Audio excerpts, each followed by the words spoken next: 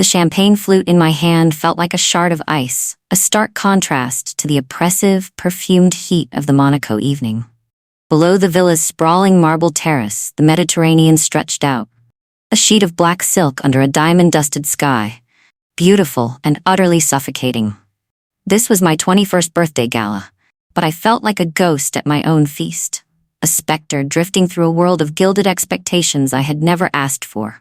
The air itself was thick with the cloying sweetness of expensive perfume and the whispered calculations of old money, a language of power and merger I had been forced to learn since birth. My father, Nicholas Bronte, stood at the center of it all, his voice a rolling baritone that effortlessly silenced the gentle, melancholic strains of the string quartet.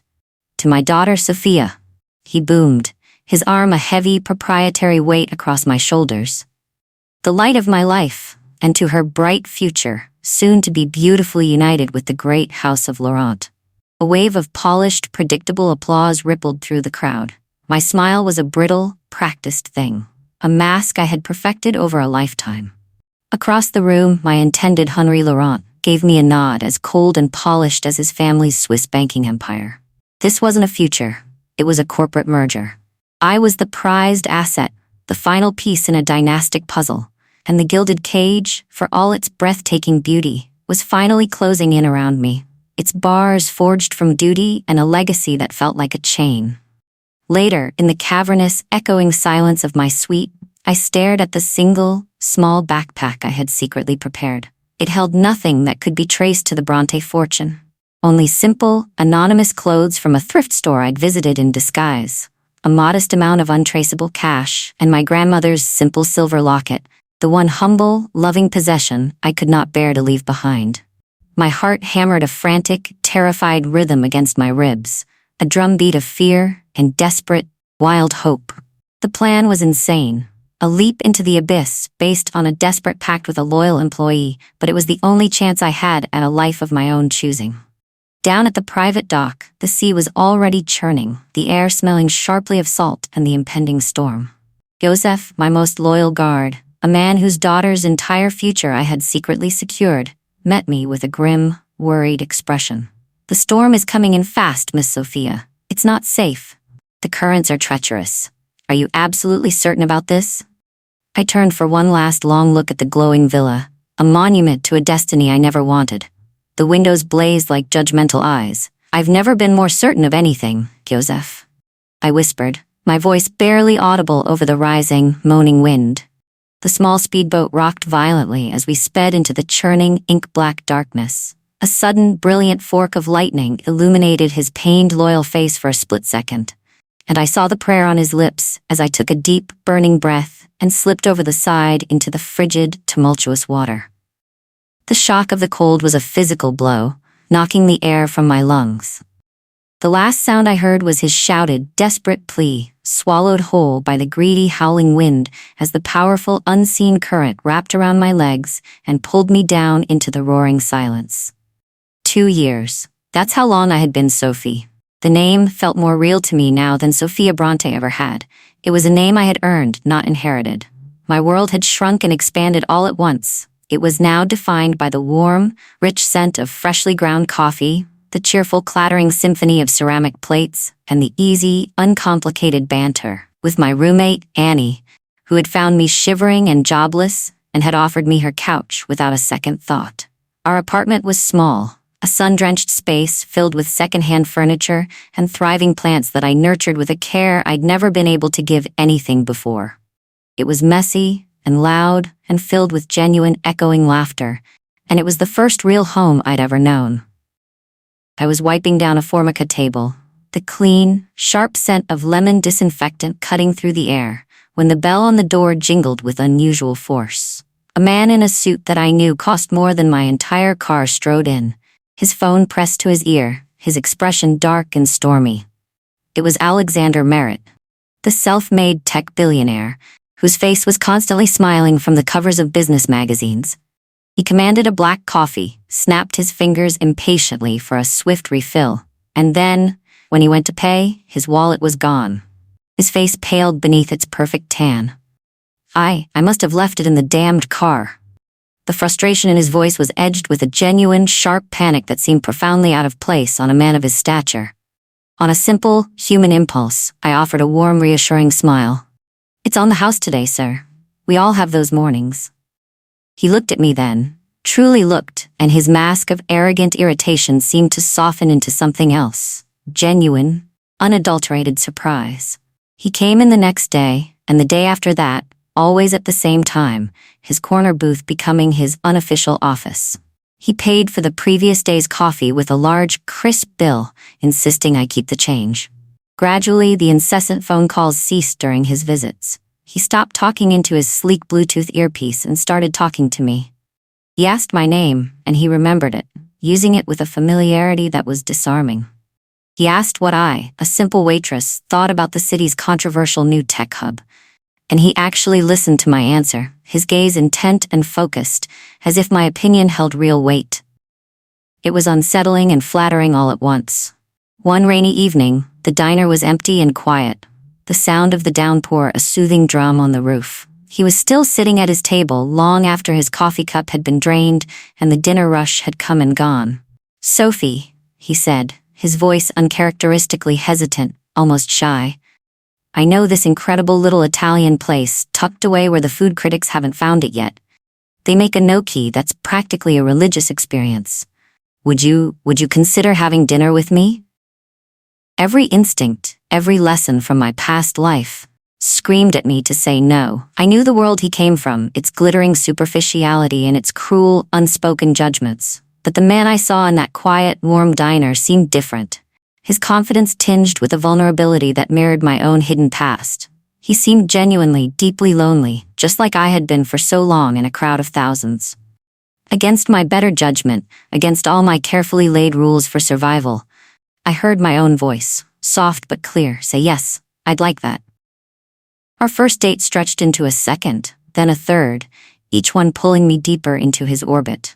Alexander was a whirlwind, showing me a side of wealth I had never known. One that felt exciting, passionate, and spontaneous, not cold and transactional like my father's world. He didn't just take me to stuffy, expensive restaurants. He took me to buzzy, hidden speakeasies where the cocktails were works of art, to lively, chaotic food truck festivals where he laughed as he wiped sauce from his chin, delighting in my genuine, unguarded reactions. He valued my opinions, my quiet observations about art and people, and he made me feel seen for who I was in that moment, not for a name I had abandoned. After a year of dating, on a night when the city lights glittered like a scattered necklace below his sterile, modern penthouse, he took my hands in his expression uncharacteristically vulnerable. "Move in with me, Sophie," he said, his voice earnest, his eyes searching mine. "This place, it's just a shell. It doesn't feel like a home. It feels like a showroom, but with you in it, with your laughter and your books, and your terrible taste in reality television, it could." I hesitated, my heart a conflicted, pounding drum. I loved my little apartment, my sanctuary of independence with Annie, but I also loved him, or the man I believed him to be. I saw a future, a real one, built together from the ground up. "Okay," I whispered, the word feeling like both a promise and a profound, terrifying surrender. The first few months in the penthouse were a beautiful dream. I filled the cold, marble spaces with the earthy scent of fresh herbs from my little kitchen garden and the vibrant, living colors of my flowers, softening its sharp, architectural edges. I learned to cook his favorite meals from scratch, and we'd eat at the actual dining table, talking for hours about everything and nothing, the city lights our only witness. But slowly, insidiously, the cracks began to show. Fine as hairline fractures in glass. I noticed his deep-seated insecurity, a raw, exposed nerve he constantly tried to soothe with louder displays of success and acquisition. He'd make offhand, bitter comments about old money families who looked down on him as new wealth, his voice laced with a strange, toxic mix of contempt and desperate yearning for their validation. His obsession with his public image grew. Every social media post and news article meticulously curated and analyzed for public perception. He began to resent the time I spent with Annie, calling her distracting and common, his nose wrinkling as if he smelled something unpleasant. One evening, as I was laughing with her on the phone about a ridiculous incident at work, he snapped from his home office, Must you be so loud? It sounds so unrefined. The comment was a small, cold stone dropped into the warm pond of our relationship, and I felt the first chilling ripples of doubt begin to spread through the life I had built. The night of the Merit Industries annual gala arrived, a spectacle of breathtaking, almost aggressive opulence. The venue was a shimmering palace of glass and light, filled with the city's most powerful and beautiful people, all there to see and be seen. Alexander was a live wire of nervous energy, his grip on my arm a little too tight, a little too possessive. "The representative from Graham Holdings is here," he whispered, his eyes scanning the crowd like a hawk, his body tense. "If I can secure their investment, it's a game changer. They're the real deal, old world wealth, impossible to impress. I need this." I felt a jolt of cold, primal fear at the name of my own family's company, a name from a past life, but I pushed it down, burying it deep. Later, I noticed a young waiter, his hands trembling slightly as he balanced a heavy tray of champagne flutes, looking utterly overwhelmed and out of place. I remembered my first gala, that exact feeling of being an imposter in my own skin. I moved to him and quietly said in fluent, comforting Spanish, "Breathe. Just look at the centerpiece on each table. It helps to have a fixed point. You're doing just fine." He gave me a grateful, shaky smile, his shoulders relaxing a fraction. It was this moment Alexander materialized beside me, his face a mask of cold, controlled fury. He pulled me roughly into a secluded alcove, away from the music and chatter. "What do you think you're doing? Fraternizing with the staff? In front of the entire Graham board?" Before I could explain, his composure shattered completely. "I will not have you embarrassing me, making me look common in front of them. Did you really think a simple waitress could become a permanent fixture in my life?" The words hit me like physical blows, each one landing with brutal precision. "You're just a gold digger who got lucky," he spat, his eyes full of a contempt that froze the blood in my veins. "Get out. Now." He snapped his fingers, and two stone-faced security guards materialized, their grips firm and impersonal as they escorted my stunned, shattered form through the staring, silent crowd and out into the cold, relentless pouring rain. I stood on the glittering, wet sidewalk, the icy rain soaking through my thin silk gown, plastering the expensive fabric to my skin like a shroud. The humiliation was a white-hot fire in my veins, so acute and public I could barely draw breath. Taxis sped past, their lights blurring through the veil of my tears and the downpour. I had nowhere to go but back to Annie's, the one place that had ever felt like a true refuge. The journey was a blur of silent, shaking horror on the nearly empty subway, drawing pitying and curious stares from the few late-night passengers. When Annie opened the door, her face morphed from sleepy surprise to sheer, incandescent rage as she took in my drenched, mascara-streaked, broken state. "Sophie? Oh my God, what happened? What did he do to you?" I couldn't speak. I just shook my head, my body racked with silent, heaving sobs that felt like they were tearing me apart from the inside. She led me to the couch, wrapped me in a thick, soft blanket that smelled of fabric softener and home, and made me a cup of sweet, scalding tea that I couldn't taste. I sat there for hours, numb and hollow, staring at the faded pattern on the wall, the words "gold digger" echoing on a relentless, torturous loop in my mind. The woman who had built a life with Alexander was gone, murdered by his cruelty. All that remained in her place was a hollow shell, filled with a cold, gathering storm of something I didn't yet recognize. The next morning, moving like an automaton through the familiar motions of my old life, I began unpacking my few belongings from the small suitcase I'd taken to the gala. My fingers, cold and clumsy, brushed against the cool, familiar metal of my grandmother's silver locket. The one piece of my past I had allowed myself. The one tangible connection to a person who had loved me unconditionally. A sob caught in my raw throat as I clutched it, the metal warming against my palm. In my distress, my trembling fingers fumbled with the tiny, intricate catch, and it popped open with a soft click, something I hadn't managed to do in years, having thought it was merely sealed shut. Inside, nestled against the faded, smiling picture of my grandmother, was not a secret compartment for another photo, but a minute, almost invisible, black encrypted USB drive. A memory, long suppressed, surged forward with the force of a tidal wave. My father's stern, grave voice the day he gave it to me, pressing the locket into my hand. This is your legacy, Sophia, and your escape route if you ever need it. But using it means coming back to your responsibilities. There is no other way. My heart, which had been a numb, heavy stone in my chest, gave a single, powerful, painful thud. Escape route. It was the final, brutal irony. The life I had run from, the gilded cage I had escaped, was now the only thing that could save the simple, authentic life I had built, and that had just been so callously destroyed. The numbness began to recede, burned away by a new, fierce, and terrifying resolve that started to glow in the ashes of my heart. The London headquarters of Graham Holdings was a brutalist masterpiece of steel and shadow, a formidable fortress of global finance I had not set foot in for over 2 years. Dressed in the simple, cheap clothes I had fled in, I felt like a beggar approaching a throne, utterly insignificant. The receptionist, a perfectly polished woman with a frosty, impersonal smile, looked me up and down with barely concealed disdain. "I'm sorry, ma'am, you need a confirmed appointment to see Mr. Bronte." I didn't have the energy for a scene or for explanations. I simply looked past her, toward the bank of elevators that led to the apex of power, my voice low but clear, carrying a tone of inherent authority I hadn't used in years. "Tell him his daughter is here. Tell him Sophia is alive." The woman's impeccable composure cracked, her eyes widening in shock and confusion. A flurry of hushed, frantic phone calls followed. Minutes later, which felt like an eternity, the private elevator doors opened to reveal my father. He looked older, his face a complex landscape of shock, disbelief, and a dawning, overwhelming relief that made his eyes glisten. He didn't speak. He just strode forward, ignoring the stunned staff, and pulled me into a crushing, desperate embrace that felt like it would break my ribs.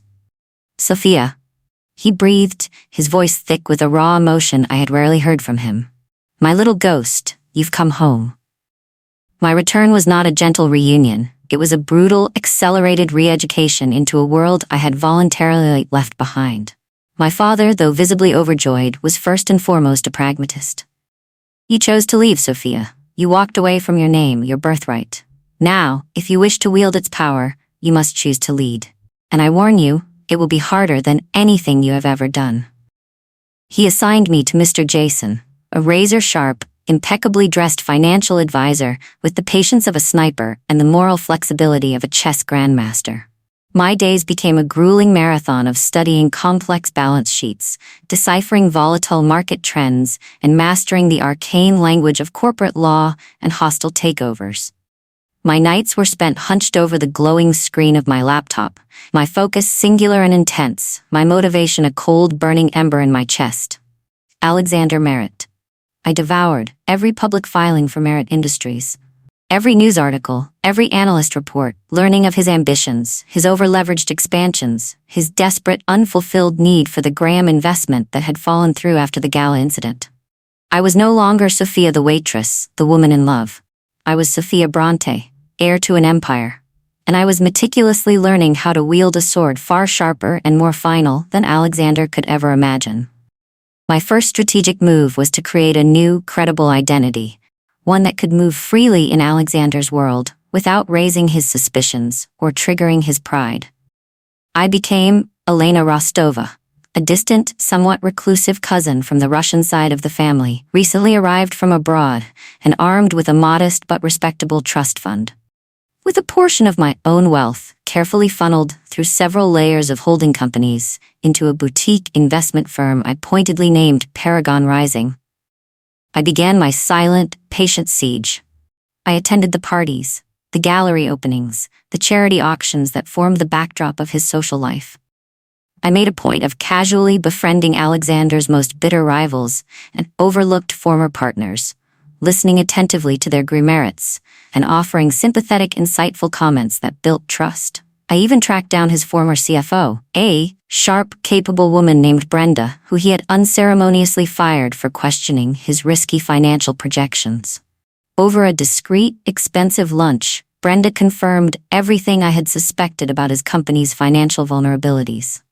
"He's a brilliant showman," she said, her eyes hard with remembered anger, "a master of illusion. But he's building on sand, and he fires anyone who points it out."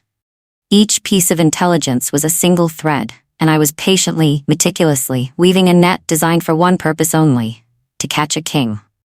The siege began not with a bang, but with a whisper, a ghost in the machine. Through a complex, multi-layered web of shell companies, registered in the Caymans, Luxembourg, and Delaware, Paragon Rising started its quiet, relentless work.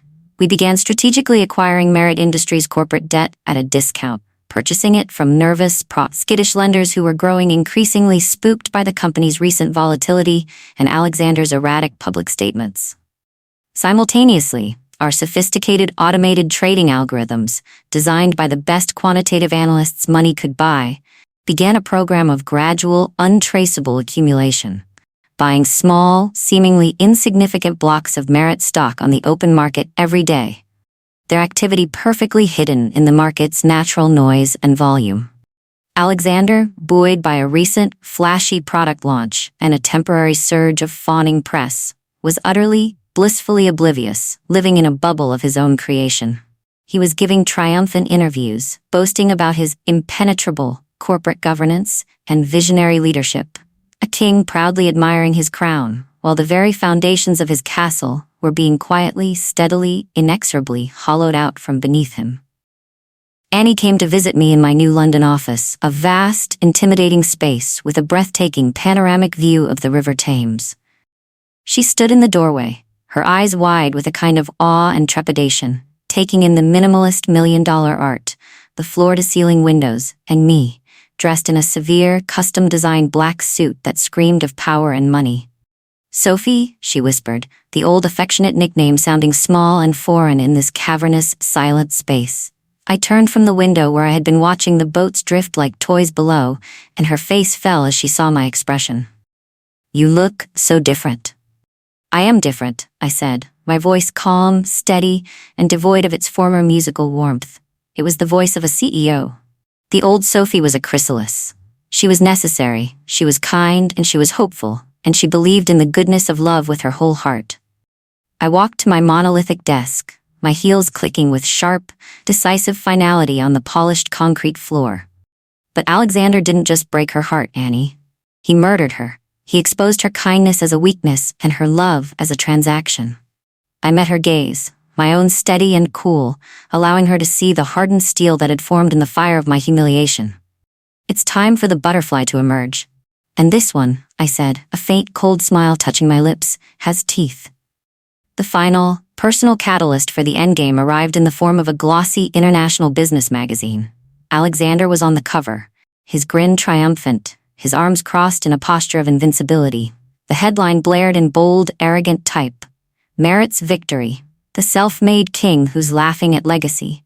Inside, the article was a paean to his genius, but it contained a specific, pointed, and deeply petty jab. He was quoted mocking stodgy, old-world wealth that lacked the guts for real innovation and were doomed to rel merit. A clear, deliberate shot at the Graham holdings that had rejected him after the Bat Gala. I read the article sitting in Mr. Jason's office, my expression betraying nothing, not a flicker of emotion. When I finished, I placed the magazine neatly, precisely on the center of his immaculate desk. I looked at him, my eyes as cold as the ice that had finally fully formed in my heart. "Begin phase 3, Mr. Jason," I said, my voice quiet, measured, and utterly final. "It's time to squeeze. I want him to feel the walls closing in, to see the shadows moving long before he even knows they're there. I want him to feel the fear I felt in the rain." The first tangible signs of trouble for Alexander were subtle, like a slight tremble before an earthquake. A key patent, fundamental to his new flagship product line, was unexpectedly challenged by obscure but suspiciously well-funded and legally savvy patent troll. A major, long-promised distribution deal in Asia, one he had been boasting about for months in investor calls, suddenly and mysteriously fell through at the last moment, with no explanation given. Whispers of boardroom discontent, of restless major shareholders, began to leak to the financial press, creating a narrative of instability. His company's stock, once a high-flying darling of the exchange, became volatile, prone to sharp, unexplained dips that worried analysts. I watched it all from my high-tech command center, monitoring the ticker symbols and news alerts with a detached, analytical focus. Alexander was suddenly a fixture in the business news again, but now he looked harried, his smiles strained, his trademark arrogance beginning to crack and splinter under the relentless, invisible pressure. He was fighting a hydra, scrambling to plug leaks in a ship he still arrogantly believed was unsinkable. He had no idea that the ocean itself was rising up in a single focused wave to claim him.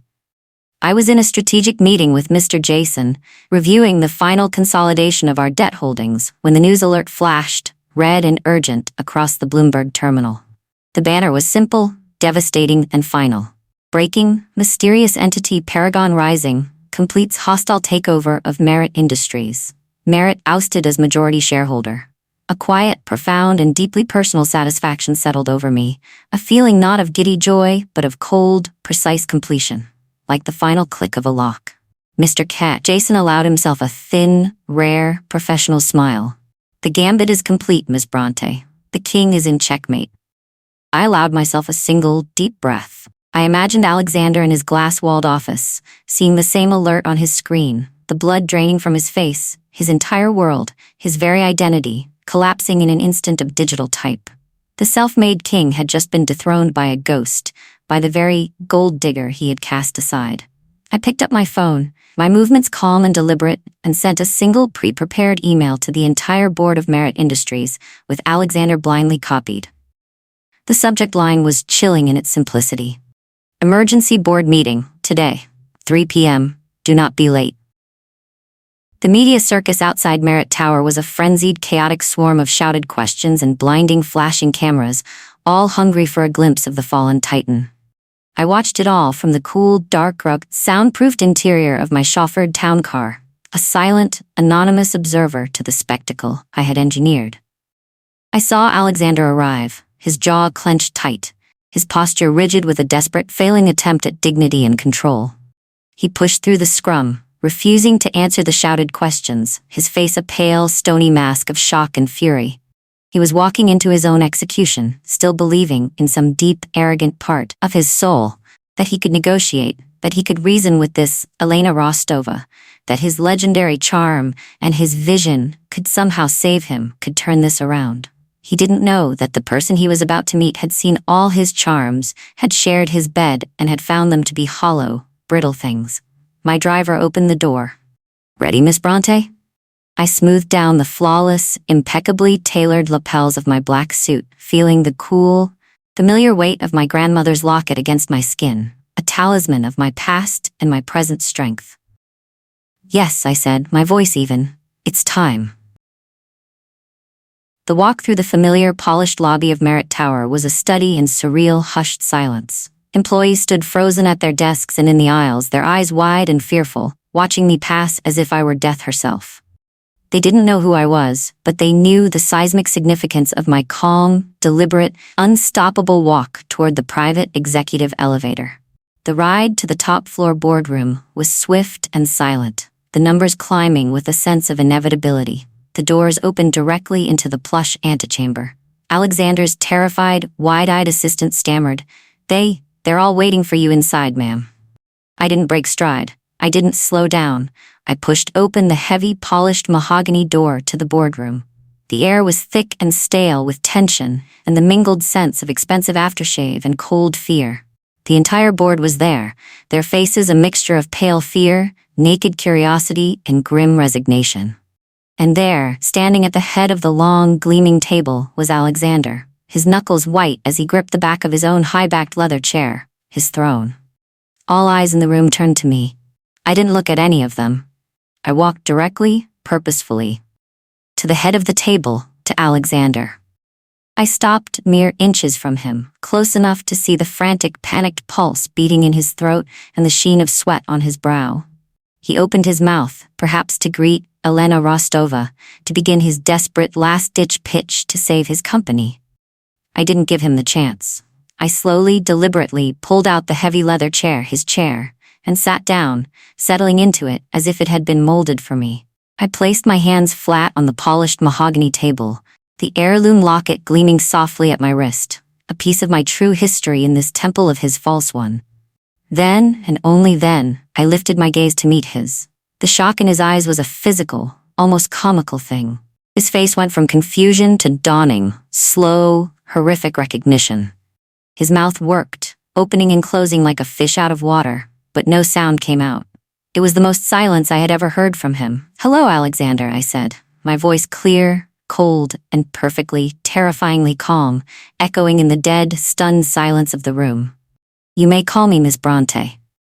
The collective, sharp gasp that rippled around the table was audible. He staggered back a step as if I'd physically struck him, his hand flying to the table for support. The gold digger, the waitress, the woman he'd thrown out into the rain like garbage was now sitting, calmly and irrevocably, in his throne. I let him drown in that moment of pure, undiluted shock for a few endless, delicious seconds, allowing the reality to sink in for every single person in the room. Then I turned my attention to the stunned, silent board members, my new subordinates. "Gentlemen," I began, my tone all business, cool and authoritative. "My first official act as majority shareholder is to accept the resignation of Alexander Merritt from his positions as CEO and chairman of the board, effective immediately. His vision for this company has proven to be, financially and ethically, unsustainable." I finally swiveled the chair slightly to face him fully, granting him my complete, icy, undivided attention. "Your services are no longer required. You will be escorted from the building immediately. Your personal effects will be boxed and sent to you." I gave a slight, almost imperceptible nod to the two security guards who had entered the room and now stood flanking the door. They moved to his side, their presence impersonal and final. The spell broke. He found his voice then, a strangled, "You." But it was too late. The guards took his arms, not roughly, but with a firm, unyielding pressure. He was led from the room, a broken, disgraced man, past the board members who looked down at the table, at their hands, anywhere but at his humiliated, retreating form. The fallout was swift, merciless, and played out on the very public stage Alexander had so loved. A video, shot on a long-lens phone from a nearby building, went instantly viral. It showed Alexander Merritt, the proud, self-made billionaire, being physically escorted from his own corporate headquarters by two stern-faced security guards. It was a visual symphony of humiliation, a silent film of a king's very public fall. And then the context came, pouring gasoline on the fire. An anonymous source, my wonderful, fiercely loyal and vengeful friend Annie, leaked the full, sordid story of the gala to a popular, widely read gossip blog. The tale of the gold digger waitress he had publicly shamed and discarded was now the internet's favorite scandal, a modern-day parable of hubris and revenge. Memes of his furious, shocked face from the viral video were plastered everywhere on social media, captioned with the words, "Gold digger" and "Karma's a CEO." His reputation, the thing he had cherished and polished more than anything else in his life, was not just damaged, it was systematically, publicly, and gleefully annihilated. The business news channels dissected his fall with a kind of gleeful pity, the narrative permanently shifting from the triumphant king to the arrogant man brought low by the very person he'd most profoundly scorned. Weeks later, he somehow managed to get my unlisted private cell number. His voice on the line was a ragged, broken thing, stripped of all its former power and confidence, whining and desperate. Sophia, please. You have to listen to me. It was a mistake, a moment of insane stress. I wasn't myself. I loved you. I still love you. I think about you every day." He was sobbing now, the sounds ugly and raw and self-pitying. I listened, holding the phone to my ear, my face impassive, staring out at the sprawling cityscape from my office, the kingdom I now commanded. When his pleas and ragged declarations of love finally subsided into wet, ragged breathing, I spoke, my voice quiet but laced with a finality that could not be mistaken for emotion or hesitation. "The woman you loved was a carefully constructed illusion, Alexander, a fantasy you created of a simple, uncomplicated girl who asked for nothing. And the man I thought you were? He was a mirage I created for myself, seeing kindness and depth where there was only vanity and insecurity." I took a slow, even breath, feeling nothing but a vast, empty calm. "The only real thing here is the company you built and lost. The only transaction that ever mattered was the one where you traded your humanity for your ego and found the price was too high. Goodbye, Alexander." I ended the call without waiting for a response, my thumb pressing the button with a sense of profound finality. I then blocked the number, erasing him from my life as completely as he had tried to erase me from his. I felt nothing. Not triumph, not pity. Just a clean, silent peace. With Alexander gone, his toxic influence excised, I began the real work of rebuilding, not out of revenge, but out of a genuine desire to create something good from the wreckage. I didn't dismantle Merit Industries. I healed it. I reversed his ruthless mass layoffs, invested heavily in employee wellness programs and fair wages, and pivoted the company's focus away from shallow, flashy tech and toward sustainable, ethical, and innovative solutions. The board, initially terrified of me and my motives, soon became fiercely loyal as they saw the stock price not only stabilize, but begin a steady, healthy climb, bolstered by the positive press and the sheer, unassailable financial might of Graham now backing it. I was no longer seen as just a vengeful heir, but as a shrewd, forward-thinking, and surprisingly principled leader who had saved a floundering enterprise from its own hubris and set it on a better path. The narrative in the business press subtly shifted from the drama of my revenge to the impressive story of my redemption of the company. I had taken his broken, misguided toy and not only fixed it, but transformed it into something he would never even recognize and could never have built himself. Yet, my corporate victory, for all its satisfaction, felt strangely hollow until I gave it a deeper, human purpose. Using a significant portion of my personal wealth, I established a foundation with Annie, naming it the Paragon Fund, dedicated to helping people, primarily women, escape abusive situations, both financial and emotional, and build new, independent lives, providing them with safe housing, educational scholarships, and career training. It was my way of honoring the journey of Sophie, the waitress, and all the invisible people like her. Annie, with her immense heart and fierce empathy, became its passionate, hands-on director, her innate warmth and humanity perfectly balancing my strategic oversight and financial acumen. At the launch gala for the foundation, surrounded not by sycophants but by grateful donors and the first courageous cohort of grant recipients, I felt a sense of peace and purpose I had never known. I had found a way to merge the two halves of my soul. The immense power and resources of Sophia Bronte with the genuine compassion and resilience of Sophie. The foundation was my true legacy, a paragon rising not from the ashes of revenge, but from the solid ground of purpose and healing. Months later, I was at a quiet, elegant dinner party for the Paragon Fund's biggest donors. The room was filled with the warm, genuine hum of conversation and shared purpose, a world away from the cold, calculating silences of my father's parties. On a muted television screen in the corner, a financial news channel played silently. A brief, almost dismissive segment showed Alexander Merritt, his face thinner and etched with new lines, his eyes weary and defeated, announcing the launch of a small, struggling new consulting firm, a pale shadow of his former empire. A few people near the screen glanced at it, then quickly looked away, their expressions showing a mild, passing curiosity before they returned to their conversations, utterly uninterested. I watched for a moment, waiting, expecting to feel a flicker of something, lingering satisfaction, a twinge of sadness, anything at all. But I felt nothing. It was just a piece of history, a closed chapter in a book I was no longer reading. I turned my back completely on the screen and smiled at Annie, who was telling an animated, hilarious story across the table, her hands flying. I felt the cool, comforting weight of my grandmother's locket against my skin, a symbol of my past, my strength, my survival, and the future I had built for myself, entirely on my own terms. The ultimate revenge, I realized, then with a deep, calming certainty, was not his destruction, but my own absolute, unshakable, and hard-won peace, and it was finally, completely, and forever, mine.